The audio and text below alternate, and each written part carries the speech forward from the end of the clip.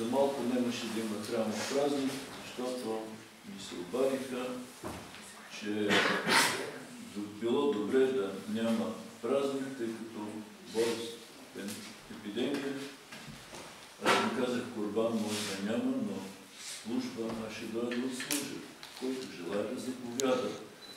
Защото ние, ако Господ не ни избави, кой ще ни помогне?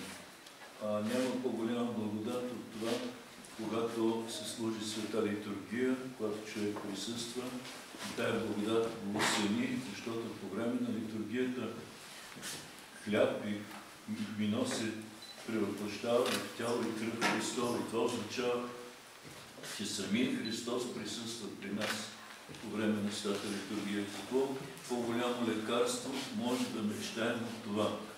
Господ да е при нас, да е с нас. Ние знаем от Светото Евангелие, че Той е изцелявал най-различни и неизцелни болести. И, драги отци, брати и сестри, всичко, когато се случи в живота ни, трябва да търсим къде са корените на тия невзгоди и да ги преодоляваме. Ние много пъти забравихме, че тук на земята сме временно, на нас ни чака вечността, че когато живеем тук, трябва да мислим за своята душа също. Трябва да се стараем да живеем така, както Господ ни учи в Светото Евангелие, да изпълняваме Неговите святи евангелски заповеди, да се каем за съгрешението, защото няма човек, който да живее и да не се греши, да се изповядваме и време на време да приемаме светите Христови тайни. Кой от нас го прави това нещо? Много са малко тези. А после се чудим защо има епидемии, защо има болести, защо има земетресения. Господ допуска тези неща за наше разумение, защото ако и 100 години да живее човек на тази земя, това е нищо в сравнение с вечността, тъй като човешката душа е създадена безсмъртна. Тя няма повече възможност да умре. И след този земен живот ние очаква вечността, а там са стотици и стотици години и няма край. Затова е много важно как живеем тук, за да се подготвим за тази вечност.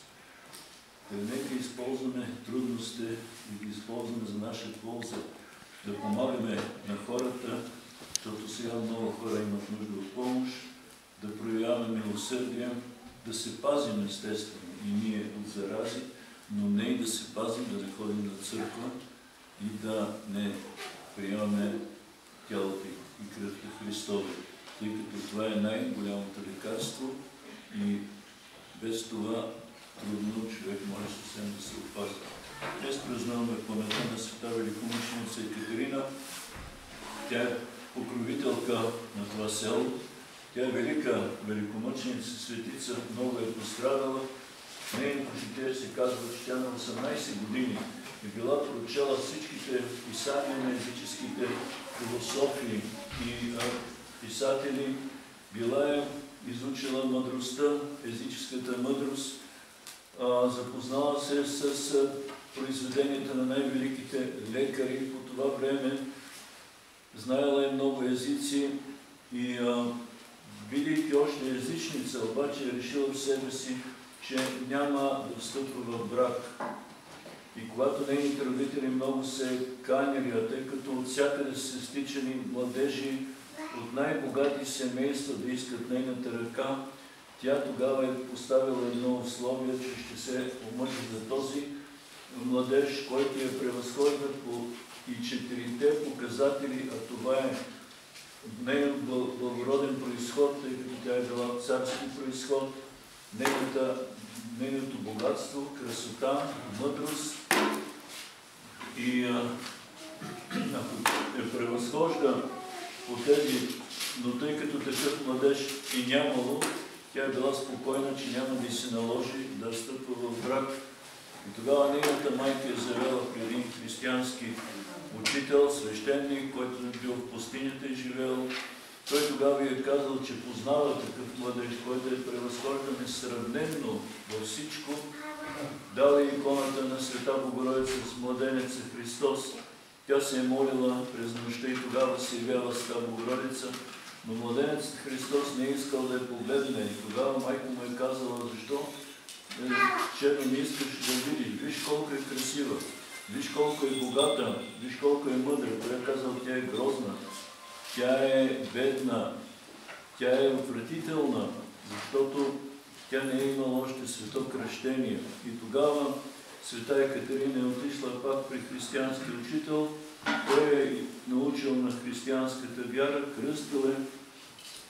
На следващата нощ тя пак се моли и тогава си вяла света Богородица и Господ е гледал с голяма любов към света Екатерина и е подарил пръстен много красив. Когато тя се е събудила, този пръстен е бил на ръката й и тогава тя е станала християнка. Знаем, че след това тя е отишла при императора, за да го изобличи Максимин, за това, че той преследва християните и вярва в лъжливи идоли и лъжливи богове.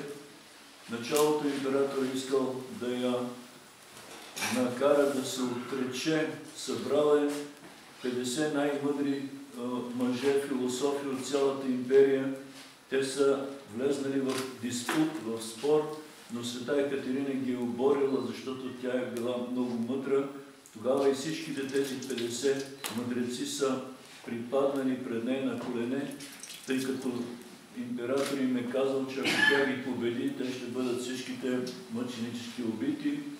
И те са се молили, тя да се моли на Господ, да приеме техните души. Тоест, те са повярвали в този спор, че истинският Бог е Христос.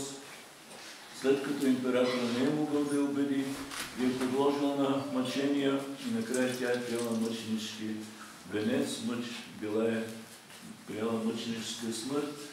Тялото и ангелите са отнесли и след това той се е намерило на Синайския полуостров, където нейните свети мощи са и до ден днешен в Синайския манастир. И там, който е имал възможност, аз не съм имал възможност, могат да се поклонят на тези велики светини. Ето, света великомъченица Екатерина върши чудеса и до ден днешен, тъй като тя е пред Божия престол и тя много е пострадала за своята любов към Господа и Господ изпълнява нейните молитви. Затова не забравяйте това нещо. Каква велика покровителка има вашето село. Голяма светица, великомъченица. Търсете нейната помощ, молете се и тя ще ви чуе, и тя ще ви помогне и в болести, и в скърби, и в трудности, и в безработие. Ако имате вяра и любов към нея, да знаете, че тя ще ви помогне и Господ ще чуе нейните молитви.